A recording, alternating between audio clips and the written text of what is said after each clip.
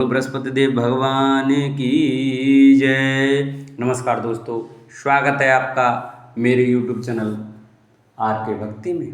भक्तों, मैं आज आपको बृहस्पतिवार की व्रत कथा सुनाऊंगा, जिस कथा को करने से और सुनने मात्र से हमें मनवांछित फल की प्राप्ति होती है, विष्णु भगवान की हमें असीम कृपा प्राप्त होती है। तो आइए हम अपनी कथा को प्रारंभ करते हैं। जो भक्त हमारे चैनल पर नए आए हैं, वो हमारी वीडियो नए देख रहे हैं, वो हमारे चैनल को सब्सक्राइब कर लें, वीडियो को लाइक करें और कमेंट में ओम नमो भगवते वासुदेवाय अवश्य लिखें। तो आइए हम अपनी कथा को प्रारंभ करते हैं। बृहस्पतिवार का दिन भगवान विष्णु को समर्पित है। इस दिन विष्णु जी की पूजा करने से हमारी सभी मनोकामनाएं पूरी होती हैं। भारतवर्ष में एक प्रतापी और दानी राजा राज्य करता था। वह नित्य गरीबों और ब्राह्मणों की सहायता करता था। यह बात उसकी रानी को अच्छी नहीं लगती। वह ना ही गरीबों को दान देती, ना ही भगवान की पूजा करती, और राजा को भी दान देने से मना किया करती। एक दिन राजा शिकार खेलने वन को गए हुए थे, तो रानी महल में अकेली थी। उसी समय बृहस्पति देव साधु वेश में राजा के महल में भिक्षा के लिए गए और भिक्षा मांगी। रानी ने भिक्षा देने से इनकार किया और कहा, हे साधु महाराज, मैं तो दान पुण्य से तंग आ गई हूँ। मेरा पति सारा धन लुटाते रहते हैं। मेरी इच्छा है कि हमारा धन नष्ट हो जाए, फिर न रहेगा बांस, न बजेगी बांसुरी। साधु ने कहा, देवी तुम तो बड़ी विचित्र हो। धन संतान तो सभी चाहते हैं, पुत्र और लक्ष्मी तो पापी के घर भी होने चाहिए। यदि तुम्हारे पास अधिक धन है तो भूखों को भोजन दो, प्यासों के लिए प्याऊल बनवाओ, मुसाफिरों के लिए धर्मशाला खुलवाओ। जो निर्धन अपनी कुंवारी कन्याओं का विवाह नहीं कर सकते, उनका विवाह करा दो। ऐसे और कई काम हैं जिनके करने से तुम्हारा यश लोक परलोक में फैलेगा। परंतु रानी पर उपदेश का कोई प्रभाव न पड़ा। वह बोली, महाराज आप मुझे कुछ न समझाएं। मैं ऐसा धन नहीं चाहती जो हर जगह बांटती फिरूं। साधु ने उत्तर दिया, यदि तुम्हारी ऐसी इच्छा है तो तथास्तु। तुम ऐसा करना कि बृहस्पतिवार को घर लीपकर पीली मिट्टी से अपना सिर धोकर स्नान करना, भट्टी चढ़ाकर कपड़े धोना। ऐसा करने से आपका सारा धन नष्ट हो जाएगा। इतना कहकर वह साधु महाराज वहां से अलोप हो गए। साधु के अनुसार कई बातों को पूरा करते हुए रानी को केवल 3 बृहस्पतिवार ही बीते थे कि उसकी समस्त धन संपत्ति नष्ट हो गई। भोजन के लिए राजा का परिवार तरसने लगा। तब एक दिन राजा ने रानी से बोला कि रानी तुम यहीं रहो, मैं दूसरे देश को जाता हूँ, क्योंकि यहाँ पर सभी लोग मुझे जानते हैं, इसलिए मैं कोई छोटा कार्य नहीं कर सकता। ऐसा कहकर राजा प्रदेश चला गया। वहाँ वह जंगल से लकड़ी काट कर लाता और शहर में बेचता। इस तरह वह अपना जीवन व्यतीत करने लगा। इधर राजा के प्रदेश जाते ही रानी और दासी दुखी रहने लगी। एक बार जब रानी और दासी को 7 दिन तक बिना भोजन के रहना पड़ा, तो रानी ने अपनी दासी से कहा, हे दासी, पास ही के नगर में मेरी बहन रहती है, वह बड़ी धनवान है, तू उसके पास जा और कुछ ले आ, ताकि थोड़ी बहुत गुजर बसर हो जाए। दासी रानी की बहन के पास गई। उस दिन गुरुवार था और रानी की बहन उस समय बृहस्पतिवार की व्रत कथा सुन रही थी। दासी ने रानी की बहन को अपनी रानी का संदेश दिया, लेकिन रानी की बड़ी बहन ने कोई उत्तर नहीं दिया। जब दासी को रानी की बहन से कोई उत्तर नहीं मिला तो वह बहुत दुखी हुई और उसे क्रोध भी आया। दासी ने वापस आकर रानी को सारी बात बता दी। सुनकर रानी ने अपने भाग्य को कोसा। उधर रानी की बहन ने सोचा कि मेरी बहन की दासी आई थी, परंतु उससे मैं नहीं बोली, इससे वह बहुत दुखी हुई होगी। कथा सुनकर और पूजन समाप्त करके वह अपनी बहन के घर आई और कहने लगी, हे बहन, मैं बृहस्पतिवार का व्रत कर रही थी, तुम्हारी दासी मेरे घर आई थी, परंतु जब तक कथा होती है तब तक ना तो उठते हैं और ना ही बोलते हैं, इसलिए मैं नहीं बोली। कहो दासी क्यों गई थी? रानी बोली, बहन तुमसे क्या छिपाऊं, हमारे घर में खाने तक को अनाज नहीं था। ऐसा कहते कहते रानी की आंखें भर आईं। उसने दासी समेत पिछले 7 दिनों से भूखे रहने तक की बात अपनी बहन को विस्तार पूर्वक सुना दी। रानी की बहन बोली, देखो बहन, भगवान बृहस्पति देव सबकी मनोकामना को पूर्ण करते हैं। देखो शायद तुम्हारे घर में अनाज रखा हो। पहले तो रानी को विश्वास नहीं हुआ। वह बहन के आग्रह पर उसने अपनी दासी को अंदर भेजा तो उसे सचमुच अनाज से भरा एक घड़ा मिला। यह देखकर दासी की हैरानी हुई। दासी रानी से कहने लगी, हे रानी, जब हमको भोजन नहीं मिलता तो हम व्रत ही तो करते हैं, इसलिए क्यों ना इनसे व्रत और कथा की विधि पूछ ली जाए ताकि हम भी व्रत कर सकें। तब रानी ने अपनी बहन से बृहस्पतिवार व्रत के बारे में पूछा। उसकी बहन ने बताया, बृहस्पतिवार के व्रत में चने की दाल और मुनक्का से विष्णु भगवान का केले की जड़ में पूजन करें तथा दीपक जलाएं, व्रत कथा सुने और पीला भोजन ही करें। इससे बृहस्पति देव प्रसन्न होते हैं। व्रत और पूजन विधि बताकर रानी की बहन अपने घर को लौट गई। 7 दिन के बाद जब गुरुवार आया तो रानी और दासी ने व्रत रखा। गुड़साल में जाकर चना और गुड़ ले आई, फिर उससे केले की जड़ तथा विष्णु भगवान का पूजन किया। अब पीला भोजन कहाँ से आए, इस बात को लेकर दोनों बहुत दुखी थी। चूंकि उन्होंने व्रत रखा था इसलिए बृहस्पति देव उनसे प्रसन्न थे। इसलिए वे एक साधारण व्यक्ति का रूप धारण कर 2 थालों में सुंदर पीला भोजन दासी को दे गए। भोजन पाकर दासी बहुत प्रसन्न हुई। फिर रानी के साथ मिलकर भोजन ग्रहण किया। उसके बाद वे सभी गुरुवार को व्रत और पूजन करने लगी। बृहस्पति भगवान की कृपा से उनके पास फिर से धन संपत्ति आ गई, परंतु रानी फिर से पहले की तरह आलस्य करने लगी। तब दासी बोली, देखो रानी, तुम पहले इस प्रकार आलस्य करती थी, तुम्हें धन रखने में कष्ट होता था, इस प्रकार सभी धन नष्ट हो गया और जब भगवान बृहस्पति की कृपा से धन मिला है तो तुम्हें फिर से आलस्य होता है। रानी को समझाते हुए दासी कहती है कि बड़ी मुसीबतों के बाद हमने यह धन पाया है, इसलिए हमें दान पुण्य करना चाहिए, भूखे मनुष्यों को भोजन कराना चाहिए और धन को शुभ कार्यों में खर्च करना चाहिए, जिससे तुम्हारे कुल का यश बढ़ेगा, स्वर्ग की प्राप्ति होगी और पितृ प्रसन्न होंगे। दासी की बात मानकर रानी अपना धन शुभ कार्यों में खर्च करने लगी, जिससे पूरे नगर में उसका यश फैलने लगा। बृहस्पतिवार व्रत कथा के बाद श्रद्धा के साथ आरती की जानी चाहिए। इसके बाद प्रसाद बांटकर उसे ग्रहण करना चाहिए। एक दिन राजा दुखी होकर जंगल में एक पेड़ के नीचे आसन जमा कर बैठ गया। वह अपनी दशा को याद करके व्याकुल होने लगा। बृहस्पतिवार का दिन था। एकाएक उसने देखा कि निर्जन वन में एक साधु प्रकट हुए। वह साधु वेश में स्वयं बृहस्पति देवता थे। लकड़हारे के सामने आकर बोले, हे लकड़हारे, इस सुनसान जंगल में तू चिंता मग्न क्यों बैठा है?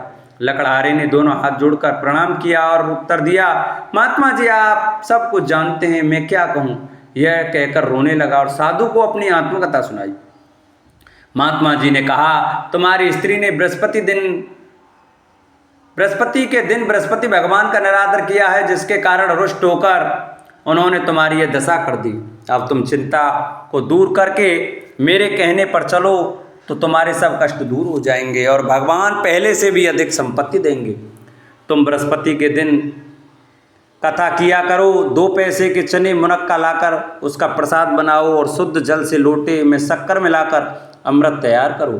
कथा के पश्चात अपने सारे परिवार और सुनने वाले प्रेमियों में अमृत व प्रसाद बांटकर आप भी ग्रहण करो। ऐसा करने से भगवान तुम्हारी सब मनोकामनाएं पूरी करेंगे। साधु के ऐसे वचन सुनकर लकड़हारा बोला, हे प्रभु, मुझे लकड़ी बेचकर इतना पैसा नहीं मिलता जिससे भोजन के उपरांत कुछ बचा सकूं।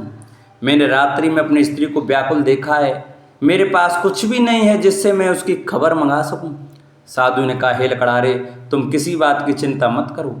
बृहस्पति के दिन तुम रोजाना की तरह लकड़ियां लेकर शहर को जाओ। तुम्हारा रोज से दुगना धन प्राप्त होगा, जिससे तुम भली भांति भोजन कर लोगे तथा बृहस्पति देव की पूजा का सामान भी आ जाएगा। इतना कहकर साधु अंतर्ध्यान हो गए। धीरे धीरे समय व्यतीत होने पर फिर वही बृहस्पतिवार का दिन आया। लकड़हारा जंगल से लकड़ी काटकर किसी शहर में बेचने गया। उसे उस दिन और दिन से अधिक पैसा मिला। राजा ने चना गुड़ आदि लाकर गुरुवार का व्रत किया। उस दिन से उसके सभी कलेश दूर हुए, परंतु जब दोबारा गुरुवार का दिन आया तो बृहस्पतिवार का व्रत करना भूल गया। इस कारण बृहस्पति भगवान नाराज हो गए। उस दिन उस नगर के राजा ने विशाल यज्ञ का आयोजन किया था तथा शहर में यह घोषणा करा दी कि कोई भी मनुष्य अपने घर में भोजन न बनावे, न आग जलावे, समस्त जनता मेरे यहाँ भोजन करने आवे। इस आज्ञा को जो न मानेगा उसे फांसी की सजा दी जाएगी। इसी तरह की घोषणा संपूर्ण नगर में करवा दी गई। राजा की आज्ञा अनुसार शहर के सभी लोग भोजन करने आए, लेकिन लकड़हारा कुछ देर से पहुंचा, इसलिए राजा उसको अपने साथ घर ले गए और ले जाकर भोजन करा ही रहे थे तो रानी की दृष्टि उस खूंटी पर पड़ी जिस पर उसका हार लटका हुआ था। वह वहां पर दिखाई नहीं दिया। रानी ने निश्चय किया कि मेरा हार इस मनुष्य ने चुरा लिया है। उसी समय सिपाहियों को बुलाकर उसको कारागार में डलवा दिया। जब लकड़हारा कारागार में पड़ गया और बहुत दुखी होकर विचार करने लगा कि न जाने कौन से पूर्व जन्म के कर्म से मुझे यह दुख प्राप्त हुआ है, और उसी साधु को याद करने लगा जो कि जंगल में मिला था। उसी समय तत्काल बृहस्पति देव साधु के रूप में प्रकट हुए और उसकी दशा को देखकर कहने लगे, अरे मूर्ख, तूने बृहस्पति देव की कथा नहीं सुनी करी, इस कारण तुझे दुख प्राप्त हुआ है। अब चिंता मत कर, बृहस्पतिवार के दिन कारागार के दरवाजे पर 4 पैसे पड़े मिलेंगे, उनसे तू बृहस्पति देव की पूजा करना, तेरे सभी कष्ट दूर हो जाएंगे। बृहस्पति के दिन उसे 4 पैसे मिले। लकड़हारे ने कहा, कहीं उसी रात्रि को बृहस्पति देव ने उस नगर के राजा को स्वप्न में कहा, हे राजा, तुमने जिस आदमी को कारागार में बंद कर दिया है वह निर्दोष है, वह राजा है, उसे छोड़ देना। रानी का हार उसी कुंटी पर लटका है, अगर तू ऐसा नहीं करेगा तो मैं तेरे राज्य को नष्ट कर दूंगा। इस तरह रात्रि के स्वप्न को देखकर राजा प्रातःकाल उठा और खूंटी पर हार देकर लकड़हारे को बुलाकर क्षमा मांगी तथा लकड़हारे को योग्य सुंदर वस्त्र आभूषण देकर विदा कर दिया। बृहस्पति देव की आज्ञा अनुसार लकड़हारा अपने नगर को चल दिया। राजा जब अपने नगर के निकट पहुंचा तो उसे बड़ा आश्चर्य हुआ। नगर में पहले से अधिक बाग, तालाब, कुएं तथा धर्मशाला, मंदिर आदि बन गए हैं। राजा ने पूछा, यह किसका बाग और धर्मशाला है? तब नगर के सब लोग कहने लगे, ये सब रानी और बांदी के हैं। तो राजा को आश्चर्य हुआ और गुस्सा भी आया। जब रानी ने यह खबर सुनी कि राजा आ रहे हैं तो उन्होंने बांदी से कहा कि दासी, देख, राजा हमको कितनी बुरी हालत में छोड़ के गए थे, हमारी ऐसी हालत देखकर वह लौट ना जाएं, इसलिए तू दरवाजे पर खड़ी हो जा। आज्ञा अनुसार दासी दरवाजे पर खड़ी हो गई। राजा आए तो उन्हें अपने साथ लिवा लाई। तब राजा ने क्रोध करके अपनी रानी से पूछा कि यह धन तुमने कैसे प्राप्त किया? तब उन्होंने कहा, हमें यह सब धन बृहस्पति देव के इस व्रत के प्रभाव से प्राप्त हुआ है। राजा ने निश्चय किया कि 7 रोज बाद तो सभी बृहस्पति देव का पूजन करते हैं, परंतु मैं प्रतिदिन दिन में 3 बार कहानी तथा रोज व्रत किया करूँगा। अब हर समय राजा के दुपट्टे में चने की दाल बंधी रहती तथा दिन में 3 बार कहानी कहता। एक रोज राजा ने विचार किया कि चलो अपनी बहन के यहाँ हुआ मैं। इस तरह निश्चय कर राजा घोड़े पर सवार हो अपनी बहन के यहाँ चलने लगा। मार्ग में उसने देखा कि कुछ आदमी एक मुर्दे को लिए जा रहे हैं। उन्हें रोककर राजा ने कहा, अरे भाइयों, मेरी बृहस्पति देव की कथा सुन लो। वे बोले, लो, हमारा तो आदमी मर गया है, इसको अपनी कथा की पड़ी है। परंतु कुछ आदमी बोले, अच्छा कहो, हम तुम्हारी कथा भी सुनेंगे। राजा ने दाल निकाली और जब कथा आदि हुई कि मुर्दा हिलने लग गया, और जब कथा समाप्त हो गई तो राम राम कह के मनुष्य उठकर खड़ा हो गया। आगे मार्ग में उसे एक किसान खेत में हल चलाता मिला। राजा ने उसे देख और उससे बोला, अरे भैया, तुम मेरी बृहस्पतिवार की कथा सुन लो। किसान बोला, जब तक मैं तेरी कथा सुनूंगा तब तक 4 हरैया जोत लूँगा, जा अपनी कथा किसी और को सुनाना। इस तरह राजा आगे चलने लगा। राजा के हटते ही बैल पछाड़ खाकर गिर गए तथा किसान के पेट में बड़ी जोर का दर्द होने लगा। उस समय उसकी माँ रोटी लेकर आई। उसने जब यह देखा तो अपने पुत्र से सब हाल पूछा और बेटे ने सभी हाल कह दिया। तो बुढ़िया दौड़ी दौड़ी उस घुड़सवार के पास गई और उससे बोली कि मैं तेरी कथा सुनूंगी, तू अपनी कथा मेरे खेत पर चलकर ही कहना। राजा ने बुढ़िया के खेत पर जाकर कथा कही, जिसके सुनते ही वे बैल उठ खड़े हुए तथा किसान के पेट का दर्द भी बंद हो गया। राजा अपनी बहन के घर पहुंचा। बहन ने भाई की खूब मेहमानी की। दूसरे रोज प्रातःकाल राजा जागा तो वह देखने लगा कि सब लोग भोजन कर रहे हैं। राजा ने अपनी बहन से कहा, ऐसा कोई मनुष्य है जिसने भोजन नहीं किया हो? मेरी बृहस्पतिवार की कथा सुन ले। बहन बोली, हे भैया, यह देश ऐसा ही है कि पहले यहाँ लोग भोजन करते हैं, बाद में अन्य काम करते हैं। अगर कोई पड़ोस में हो तो देखाऊं। वह ऐसा कहकर देखने चली गई, परंतु उसे कोई व्यक्ति नहीं मिला जिसने भोजन ना किया हो। अतः वह एक कुम्हार के घर गई जिसका लड़का बीमार था। उसे मालूम हुआ कि उसके यहाँ 3 रोज से किसी ने भोजन नहीं किया है। रानी ने अपने भाई की कथा सुनने के लिए कुम्हार से कहा। वह तैयार हो गया। राजा ने जाकर बृहस्पतिवार की कथा कही, जिसको सुनकर उसका लड़का ठीक हो गया। अब तो राजा की प्रशंसा होने लगी। एक रोज राजा ने अपनी बहन से कहा कि हे बहन, हम अपने घर को जाएंगे, तुम भी तैयार हो जाओ। राजा की बहन ने अपनी सास से कहा। सास ने कहा, चली जा, परंतु अपने लड़के को मत ले जाना, क्योंकि तेरे भाई के कोई औलाद नहीं है। बहन ने अपने भैया से कहा, हे भैया, मैं तो चलूंगी, पर कोई बालक नहीं जाएगा। राजा बोला, जब कोई बालक नहीं चलेगा तब तुम भी क्या करोगी। बड़े दुखी मन से राजा अपने नगर को लौट आया। राजा ने अपनी रानी से कहा, वह निर्वंशी है, हमारा मुख देखने का धर्म नहीं है और कुछ भोजन आदि नहीं किया। रानी बोली, हे प्रभु, बृहस्पति देव ने हमें सब कुछ दिया है, वह हमें औलाद अवश्य देंगे। उसी रात को बृहस्पति देव ने राजा से स्वप्न में कहा, हे राजा, उठ, सभी सोच त्याग दे, तेरी रानी गर्भ से है। राजा की यह बात सुनकर बड़ी खुशी हुई। 9वें महीने में उसके गर्भ से एक सुंदर पुत्र पैदा हुआ। तब राजा बोला, हे रानी, स्त्री बिना भोजन के रह सकती है, पर बिना कहे नहीं रह सकती। जब मेरी बहन आवे तुम उनसे कुछ कहना मत। रानी ने सुनकर हाँ कर दिया।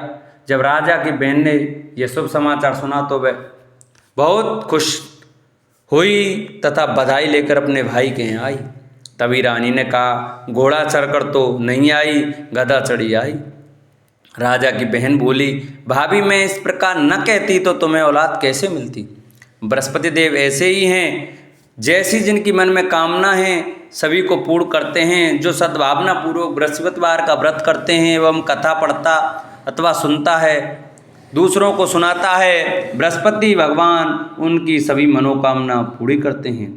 भगवान बृहस्पति सदैव रक्षा करते हैं। संसार में जो मनुष्य सद्भावना से भगवान जी का पूजन व्रत सच्चे हृदय से करते हैं तो उनकी सभी मनोकामना पूर्ण करते हैं। जैसी सच्ची भावना से रानी और राजा ने उनकी कथा का गुणगान किया तो उनकी सभी इच्छाएं बृहस्पति देव जी ने पूरी की थीं। इसलिए पूर्ण कथा सुनने के बाद प्रसाद लेकर जाना चाहिए। हृदय से उसका मनन करते हुए जयकारा बोलना चाहिए। बोलो बृहस्पति देव भगवान की जय।